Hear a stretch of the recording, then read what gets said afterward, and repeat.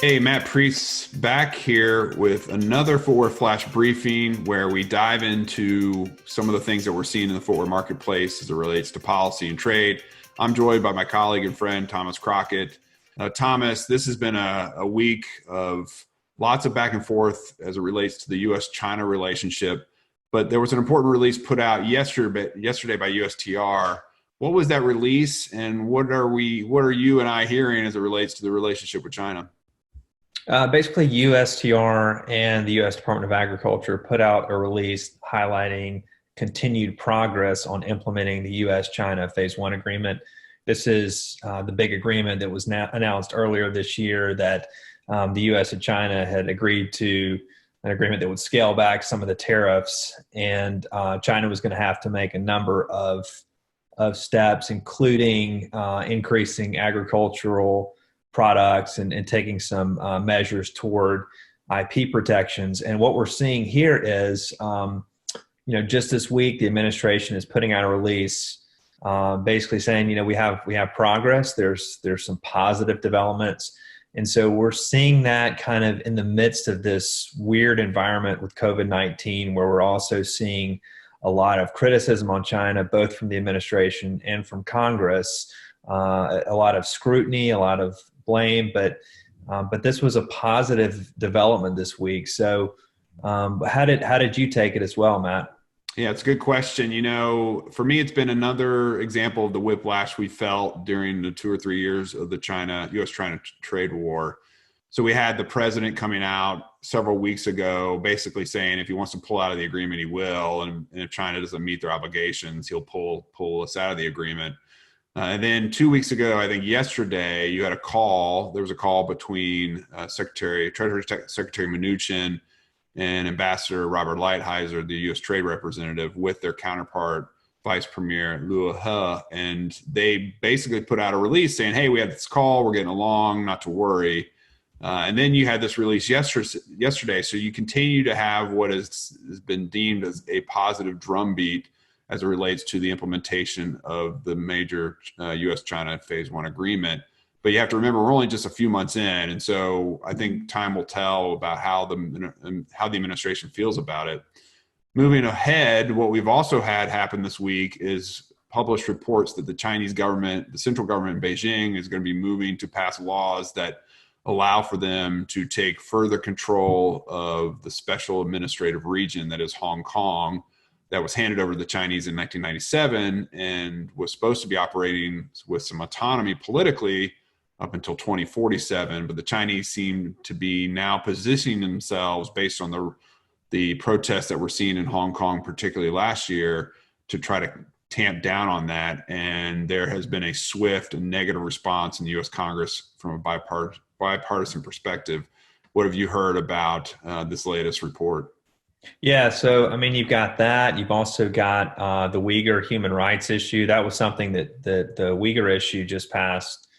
Legislation passed on Friday in the Senate that would actually provide for some sanctions against China. We expect that to pass the House as well. So you're really seeing a lot of these issues. The administration released a report very recently too, highlighting concerns with China on economic concerns and human rights issues. And so we're seeing this playing at the same time. So it's a lot of challenges for footwear companies that are sourcing in China, as you see developments in Hong Kong, as you see kind of some issues around the Uyghur issue and how members of Congress are responding to that. It really creates this kind of difficult dynamic as we're trying to navigate that, along with the tariffs that have been put in place in this agreement with China. So a lot of challenges moving forward.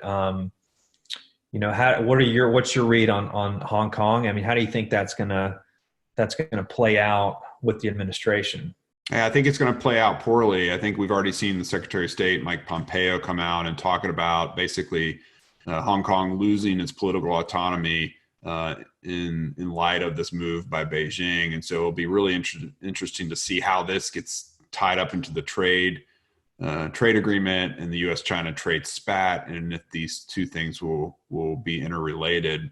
I think finally, as we look to the rest of the year, we're in a presidential election year, as we both know, Thomas, and what we are seeing from Vice President Biden is what is a strong stance towards China in a February debate amongst Democratic competitors for the Democratic presidential nomination. The vice president called President Xi Jinping a thug. Since then, we've seen web ads and other ads, political ads, focus on the president of the United States, in the words of the Biden campaign, rolling over for China as it relates to the coronavirus response, and the president's praising of China early on for its response to this. And so I think what we're going to see, as some commentators have dubbed it, is basically China will be the punching bag of this election. That's not unique necessarily to other elections in China and trade. We've seen that quite often.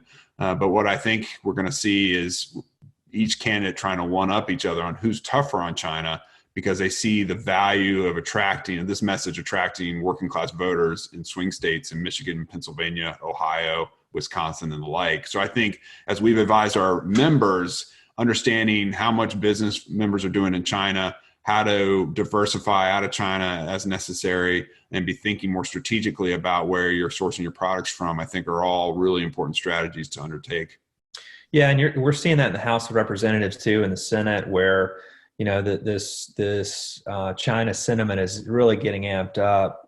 Just this month, the House of Representatives formed a special task force to focus on China policy, the China Task Force, and it's all a Republican led task force. It was supposed to have Democrats in it, but it turned out it didn't work out as bipartisan. And they're going to be looking at a lot of issues, things like China influence operations targeting the U.S. They're going to be looking at economic threat from China, efforts to gain tech advantages, China's role in the origin and spread of COVID-19.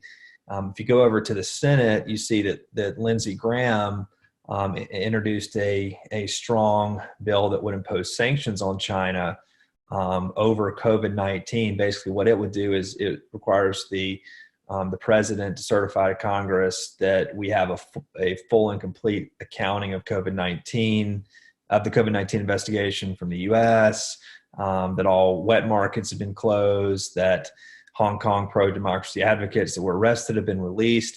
So there's a lot of steps that have to take place here from China. President would have to certify it, and then he can impose sanctions on China. So you've got these a lot of this is messaging. This hasn't passed. This is not law or anything like that. But you're seeing these very strong bills, press statements from members in the House and Senate, really focused on criticizing China right now. And we expect that as we head to the election, the presidential election and other elections, in the midst of COVID-19, that is really going to ramp up and into the election and even beyond it. So that's something to certainly be aware of as a footwear company, anybody that's sourcing in China. Even as we're seeing this progress that we highlighted earlier on the China agreement, we're also dealing in a really interesting and difficult political environment. That's so true. And since both of us worked on Capitol Hill, we know when you're putting out messaging bills and there's a bipartisan chorus on an issue, that they're hearing from constituents directly on these things. And so that's something to keep in mind as to how American popular opinion will go as it relates to our positioning with China in the global landscape. So with that, this has been this week's Flash Briefing. Thomas, I want to thank you for joining. Join us for the next one. And in the meantime, please stay safe.